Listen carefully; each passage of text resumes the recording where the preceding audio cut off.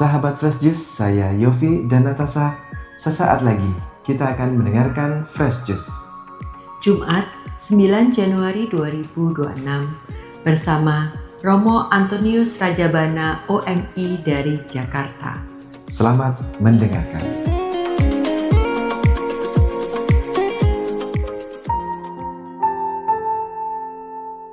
Para sahabat Fresh Juice yang terkasih, hari ini hari biasa, sesudah penampakan Tuhan, gereja mengajak kita untuk merenungkan tentang kuasa Yesus yang mempunyai kuasa Allah sendiri, karena memang Dia adalah Allah Putra. Dia bisa menyembuhkan sakit kusta yang sebetulnya diyakini hanya menjadi kewenangan Tuhan saja. Bagaimana kisah selanjutnya?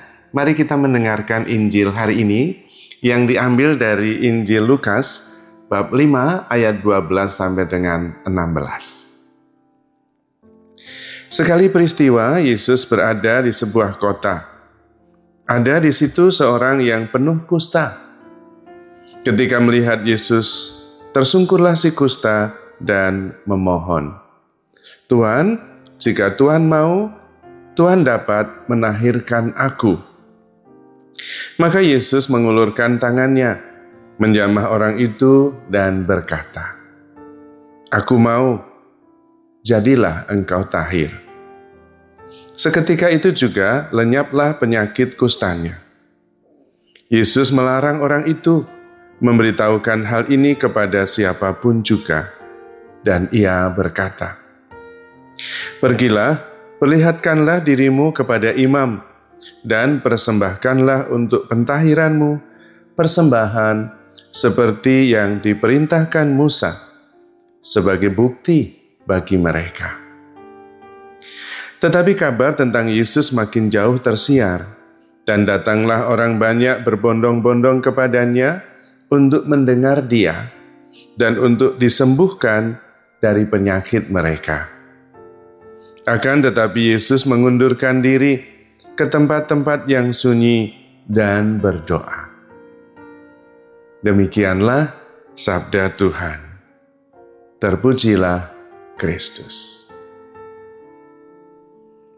Para sahabat Fresh Juice yang terkasih, kisah Yesus menyembuhkan orang kusta dari Injil yang baru saja kita dengar sangat menarik untuk kita renungkan. Yang pertama, orang kusta itu percaya bahwa Yesus bisa menyembuhkan penyakit kustanya. Pada waktu itu Yesus dikenal sebagai manusia biasa, seorang anak muda dari Nazaret, putra dari Santo Yosef dan Bunda Maria. Bahkan dia tidak dikenal sebagai nabi yang hebat, tetapi sebagai guru, sebagai pemuda biasa yang dikenal orang tuanya tinggal di sekitar mereka. Tetapi orang kusta ini percaya bahwa Yesus bisa menyembuhkan dia. Dan itu berarti dia percaya bahwa Yesus adalah Tuhan.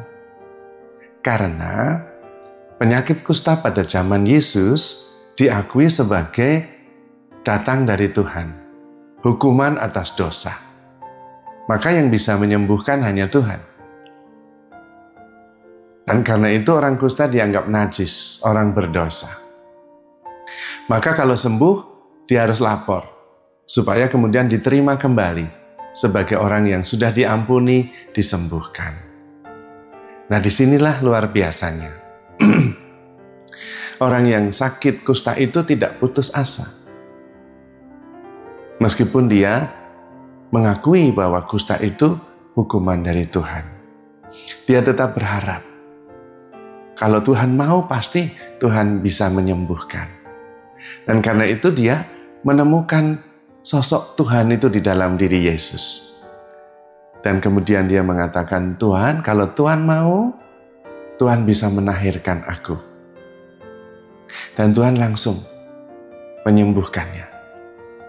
Karena iman orang kusta itu. Tetapi juga karena dia diakui sebagai Tuhan. Tuhan adalah Tuhan. Dia bisa menyembuhkan apa saja. Nah, kekuatan iman seperti itulah yang kemudian mendatangkan berkat kesembuhan bagi si kusta. Penyembuhan penyakit kusta bagi si kusta ini bukan masalah bisa atau tidak bisa, tetapi mau atau tidak mau. Dan mau atau tidak mau itu tergantung kepercayaan kita. Dan disitulah kekuatan iman dari orang yang sakit kusta ini. Dia percaya bahwa Tuhan Yesus bisa menyembuhkan. Dan dia juga percaya dengan kerendahan hati dia memohon kalau Tuhan mau, dia pasti bisa disembuhkan. Kerendahan hati dan iman itu yang mendatangkan berkat dan mujizat. Maka mari kita berjuang supaya bisa seperti si kusta ini.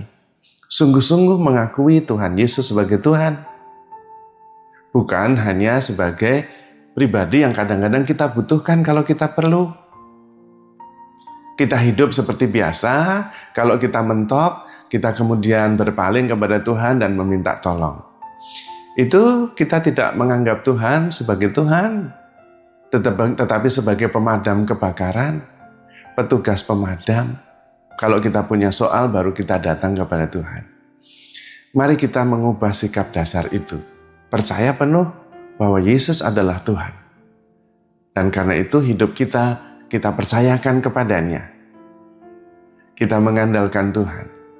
Dan Tuhan itu selalu ada. Tuhan juga selalu menolong. Tuhan selalu memberi yang terbaik. Kalau kita bisa mempunyai sikap seperti itu, tentu kita menjadi lebih tenang. Karena hidup kita ada di dalam tangan Tuhan. Kita tidak perlu khawatir. Kita tidak perlu takut. Persoalannya, apakah kita sungguh percaya kepada Tuhan Yesus sebagai Tuhan? Dan hidup kita sungguh-sungguh ada di dalam pemeliharaannya. Kalau kita masih khawatir, kalau kita masih takut, kemungkinan besar kita tidak sungguh-sungguh percaya penuh kepada Tuhan Yesus sebagai Tuhan yang memelihara, yang mengasihi, yang melindungi kita. Kita masih mengandalkan pikiran kita sendiri. Tuhan hanya ada di pikiran, bukan menjadi sebuah pengalaman. Kita perlu mengalami Tuhan yang hadir, Tuhan yang melindungi, Tuhan yang menyembuhkan. Bahkan kita perlu mengalami bahwa Tuhan selalu menyertai kita. Immanuel. Itu artinya bahwa hidup kita selalu ada di dalam tangan Tuhan. Dan karena itu kita tidak perlu takut apa-apa. Tidak perlu gelisah apapun. Karena Tuhan yang memelihara kita. Hidup kita ada di tangan Tuhan. Dan ini bukan hanya konsep. Ini bukan hanya pengertian. Tetapi menjadi sebuah pengalaman. Saya mengalami sendiri, merasakan sendiri bahwa saya ada di dalam Tuhan. Saya mengalami sendiri bahwa saya merasakan kedamaian yang tidak berasal dari dunia ini. Persoalan tetap ada, tetapi saya merasakan damai yang berasal dari Tuhan karena saya ada di dalam Tuhan. Dan Tuhan selalu mau memberikan yang terbaik untuk kita. Maka mengalami Tuhan menjadi sangat penting. Sebagaimana orang kusta itu. Dia percaya penuh bahwa Tuhan adalah Tuhan yang mampu dan mau menyembuhkan penyakit kustanya.